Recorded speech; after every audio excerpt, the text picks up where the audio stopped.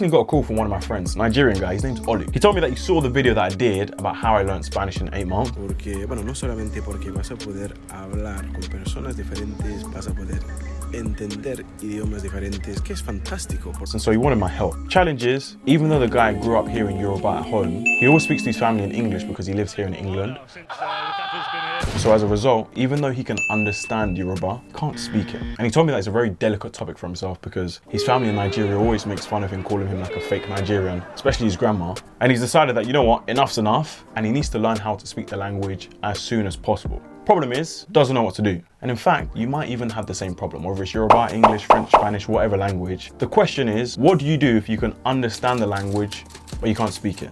Well, today I'm going to explain to you what I explained to him. Now, to solve this problem, there are 3 simple steps, which are actually the same steps that doctors use. First, we need to do is understand exactly what you mean when you say you can't speak the language. In other words, we need to clarify the symptoms, because at the end of the day, the way you treat a headache isn't the same way that you're going to treat a cut on your head, even though in both cases, you could describe the problem by saying my head hurts. So my question to you is, when you try to speak the language, what happens? Like, what actually is it that you're struggling with? In my friend's case, he said that, look, oftentimes when he tries to speak Yoruba, what will happen is he'll think of things that he wants to say, but in the moment, he can't remember how to say them, which is frustrating because if someone else was to say those exact things to him, he'd understand them. It's just the case that when he speaks, the words don't seem to flow. And oftentimes he notices that he has to think a lot before speaking. And it just means that the conversation doesn't flow. Now, these are his symptoms, but let's be clear, these symptoms are not his problem. Rather, they are the effect that he's experiencing because of the underlying issue.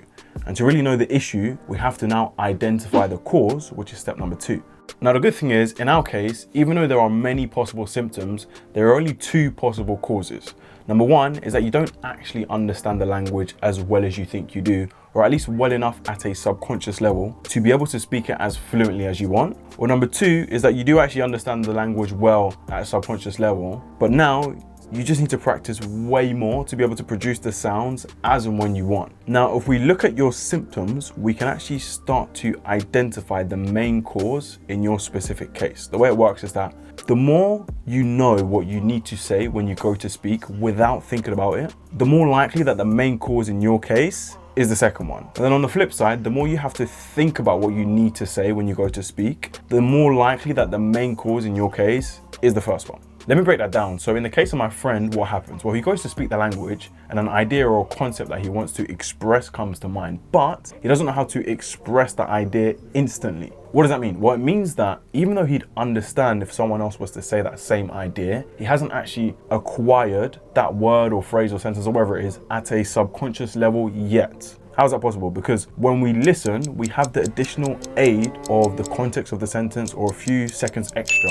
which act as like little helpers. But of course, we can't actually use the context of the sentence when we speak because we're the person that's creating the entire sentence. Which is why to speak requires a higher level of acquired subconscious knowledge. And therefore, in the case of my friend, it is that lack of subconscious knowledge that is the main cause, which as we said, is potential cause number 1. That being said, there are people that do actually have that subconscious knowledge, meaning when they go to speak, they know exactly what they need to say and it's instant, but they just struggle to say it. Maybe they get nervous, or maybe they're scared of making mistakes, they don't have self-confidence, or maybe they just struggle to actually make the sounds.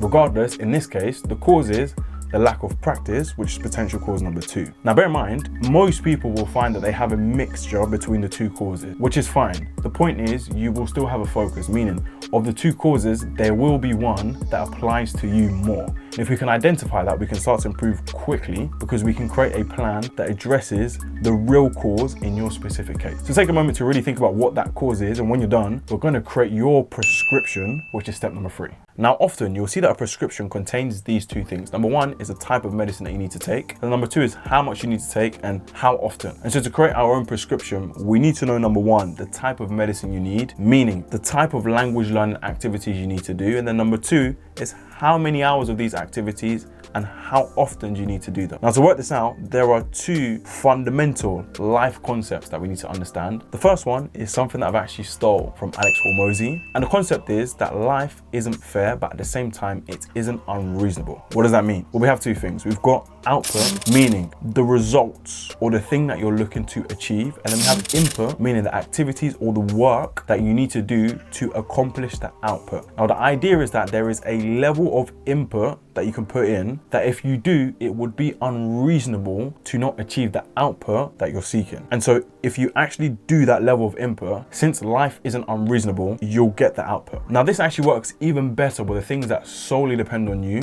like improving your language speaking skills.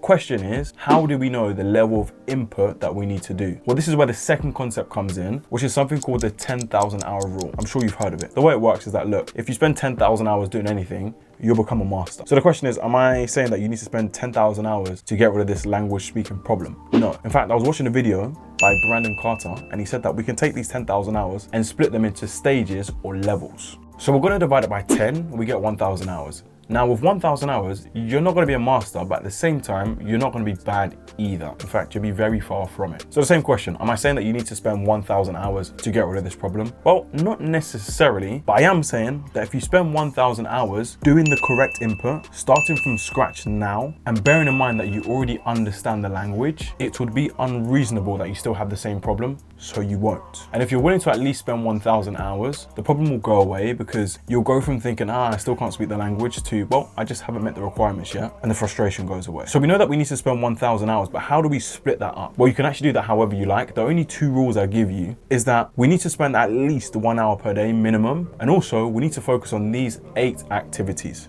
Watching content, listening to content or music, reading, and then crosstalk, which is just speaking to natives in the language that you're learning who are also learning your native language so that both of you can talk in your respective native languages. These are the 4 best activities you can do to increase your subconscious knowledge. We're going to call these list number 1. And then we have speaking to natives, speaking to yourself, shadowing, and then specific speaking activities. These are the 4 best activities you can do to practice your speaking. And we're going to call these list number 2. Okay, now, if you want to do things outside of this, like Duolingo or even Anki, you can, but we're not going to count them towards the 1,000 hours because they're not the input that most directly leads to the output we're looking for at the moment. So let's say that you believe that you can spend 2 hours per day doing input. First thing I'm going to say is that it's very likely that you can spend at least an hour on top of that. If we bear in mind the time that you spend, for example, driving or cooking or doing exercise that you can do while you listen to something. And then also there's a time that you spend doing just unproductive things like watching videos, movies, series. Some of them you've already seen before. Don't lie, I do the same thing. And to be honest, I'm not even saying that you shouldn't do it, but just do it in the language that you're learning, because that way it becomes a productive task. Little trick for you there. So what we're gonna do is we're gonna divide these 3 hours based on the cause that you have. So let's say your main cause is cause number 1. What we're gonna do is we're gonna spend between 70 and 80% of your time with the activities from list number 1, and then we'll spend the rest of the time with the activities from list number 2. Now, if your main cause is the second one, what we're gonna do is we're gonna spend between 70 and 80% of your time with the activities from list number 2, and then we're gonna spend the remaining time with the activities from list number 1. Now, if you're still not sure which one is your main cause, what I'm gonna say is just spend between 60 and 75% of your time focusing on the activities from list number 1. Reason being is because the lack of subconscious knowledge is much more common and it takes much more time to overcome. Now, I do recommend that you try to diversify the activities that you're doing, meaning if there is one of the 8 activities that you're not currently doing, try it. But at the same time, I do advise that you prioritize the activities that you think you can do without getting bored, or the one that you can do for the most amount of time with the least amount of effort. Because at the end of the day, the more time you can spend doing these 8 activities, the better. Now, keep in mind that with time, your main problem or your main cause can change. Don't worry about it, it's actually a good thing. It's a sign of growth. All you do in that case is you come back to do these steps again and you just slightly adjust your prescription. Bonus tips. Number 1, make friends that are natives of the language that you're learning. Now, I'm not just talking about people that you can do a language exchange with. I'm talking about actual friends that you can speak to almost every day. Now, it's true that it's not easy and it takes a lot of time to find people like this, but I believe it's an absolutely fantastical investment of time because they'll say things that's relevant to you in the context of your day-to-day. And on top of that, you'll have people to practice with that you'll actually feel comfortable speaking to. 2, record yourself. So pull up ChatGPT, ask for a random topic, and then talk about that topic for like 10 minutes while you record yourself. Doing this is like going to the gym and taking photos. Because the thing is, you don't actually see your progress in real time until you look at the pictures from like 2-3 months ago. And so the same thing happens in language learning, and that's what this exercise is about. On top of that, you're actually gonna know how you actually sound, and so it'll make it much easier to improve your pronunciation. 3, watch this video because there is a secret language learning trick that you're gonna absolutely love.